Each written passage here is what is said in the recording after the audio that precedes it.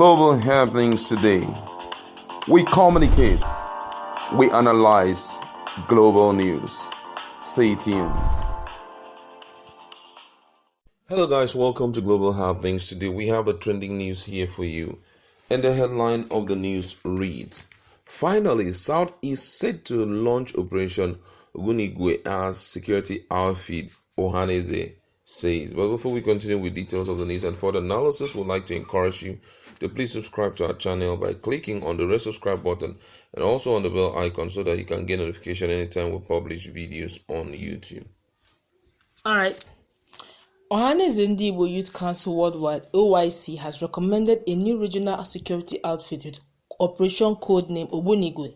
The proposal is coming after the Southwest unveiled its regional security outfit known as Operation Amotekun to curtail insecurity challenges in some parts of southern Nigeria. However, OYC, which is a short name for Ohaneze Ndigbo Youth Council Worldwide, in a statement signed by its President General Mazi Okechukwu Isi Guzoro, advocates for the creation of Ministry of Homeland Security across Southeast to coordinate the new regional security outfit, which is a non-armed Southeast regional security outfit that will assist in intelligence gathering for the national security agents.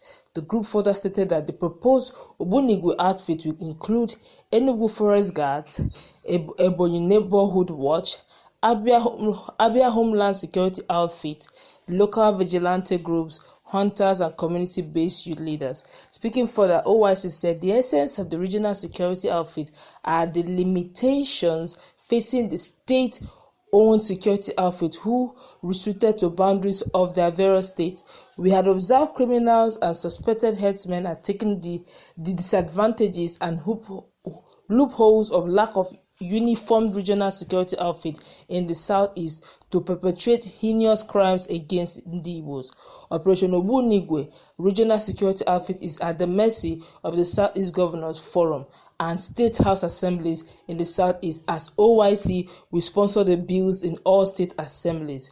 OYC allowed the creation of Abia Ministry of Homeland Security and warned distractors to stop tagging themselves enemies of peace, urge Igbos to support Operation Ogbunigwe as Southeast Regional Outfit, security outfit for intelligence gathering and non-armed Southeast outfit, the statement added. All right. Thank you very much.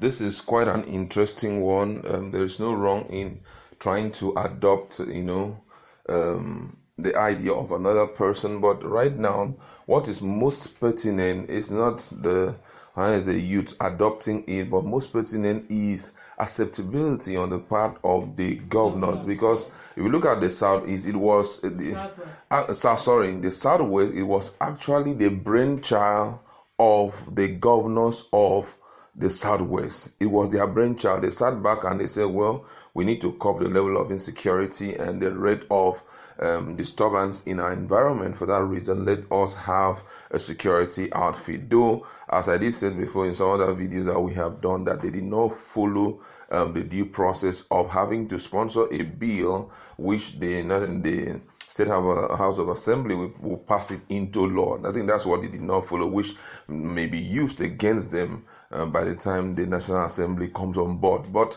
I think based on what these guys, the way they are going to follow it is absolutely right. But then the idea must be sold to those who are the chief security officers of all the southeastern states, the governors. But unfortunately, they seem not to align with the Ohaneze Ndigbos. They seem to be at disarray, and that's where the problem will start from. It's a good proposition, but if they do not accept it, it therefore means that it's not going to be possible, and which also goes a long way to show that the case of insecurity or the problem of insecurity will still be hanging in the Southeast.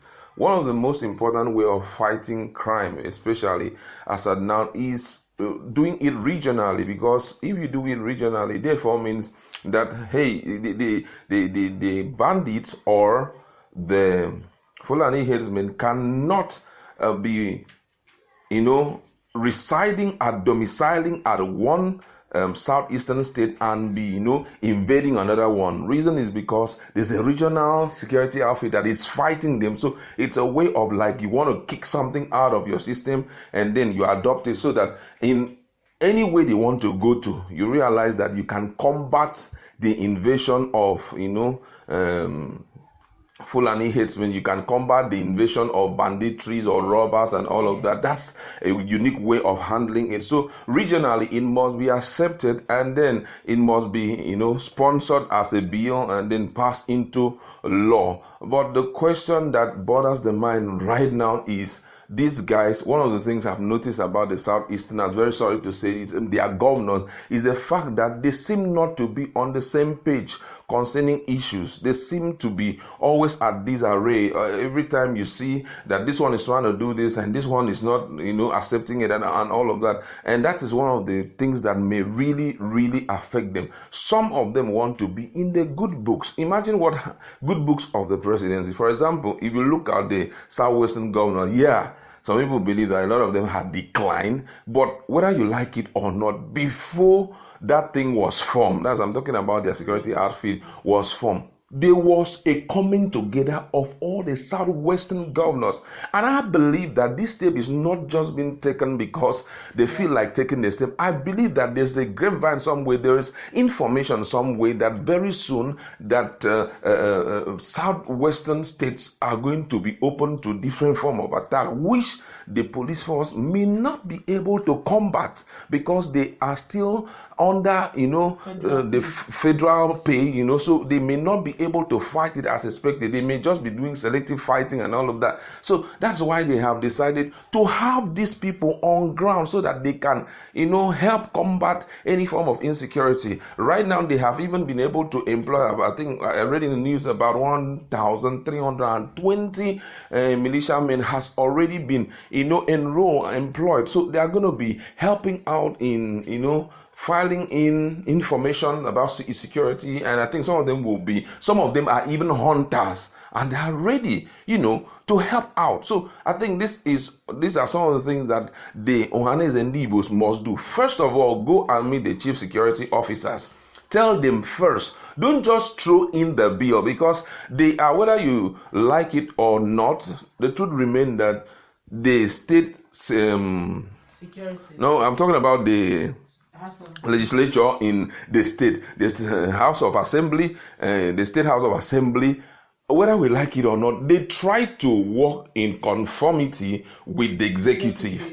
So if you go in now and throw in anything which they believe the executive, that's especially the number one man in the state, has not accepted it, and you throw it in, I'm so sure that they are going to turn it down. So first of all, go to those, if there's a way of having a regional meeting where you invite all the state governors, send in your representative, or demand that they be in the meeting. If they don't want to be in the meeting, go to their individual offices and meet them and tell them, propose to them, show them, this is, we want to do this. This is what the complaints that we have seen thus far. Please, we are coming to, get you informed so that by the time we throw in this bill, this guy, and also in your different constituencies, meet with those who are representing you in the State House of Assembly so that they will be in the know about this bill and how important it is to the people, even if it means to have a town hall meeting where you explain to them the rate of insecurity and how your people have been suffering. And people like Enugu State, I don't even think that they can turn their backs to it because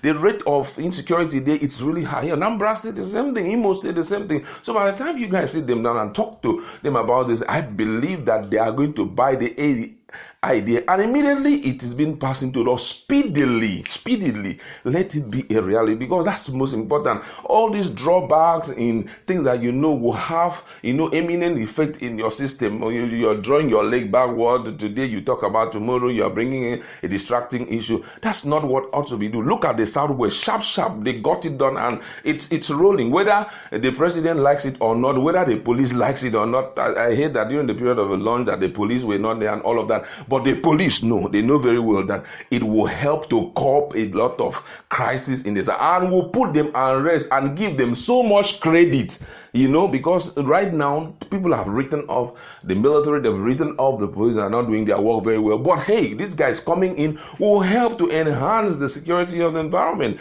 and will give them a lot of credit and show that they are doing their work. That's just my take on it. Well, it's a good one, but the challenge now, like my colleague has rightly said, is will the governors accept this? Don't forget that a whole lot of them are still looking at being in the good books of the present-day government. And another question to ask is, how are we so sure that even this Amotekun, the government of the day, actually approved it? They have launched it. It doesn't mean that they have approved it. It only means that we are in the know. We know about what is going on. We know about Amotekun that is existing. Or we know about the launch of Amotekun, but they have not accepted. They've not said a yes or a nay to it. And don't forget that right now the Senate have not sat over that issue yet. So we don't even know if it's going to be scrapped or not. But right now it's still on the move. No one has said anything negative other than the northern youths that asked for it being stopped by the DSS and all that. Now, I totally agree with my colleague on this, on how to go about reforming. But the challenge now is, will the governors of the southeastern state, will they bite the idea? Would they not feel that in doing that they'll be going contrary to the government, the federal government of the day, and nobody wants to be in the bad books of the presidency? A typical example maybe Governor Mahi of Ebonyi State. Whatever he does, he won't want to be in the bad book of the government of the day. So what does it mean? It means that if you come with that proposal of Ogbunigwe, Operation Ogbunigwe will tell you, please. So which means even when he sees it, he may likely go and discuss it with the president. Say, what do you think about this issue? It may not be open, maybe a side discussion. And if the presidency says no, definitely the governor will come back and say no to it, and that means it's dead on arrival. What made this whole thing to work in the southwestern states is the fact that they didn't take permission anywhere. The governors gathered together and said, look, we need to secure our people and we need to do it now.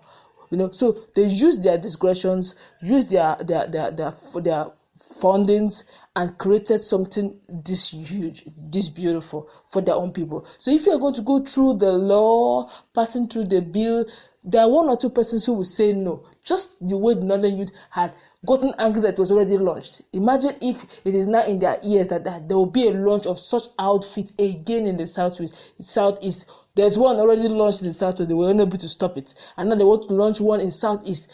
They will do everything to stop it. If it's going to go through the law, they will use the law there to stop it. So that means if they're going through that process, it may not see the light of the day. Assuming the governors of the day are in one voice, unanimously, regardless of the party, look at it very critically.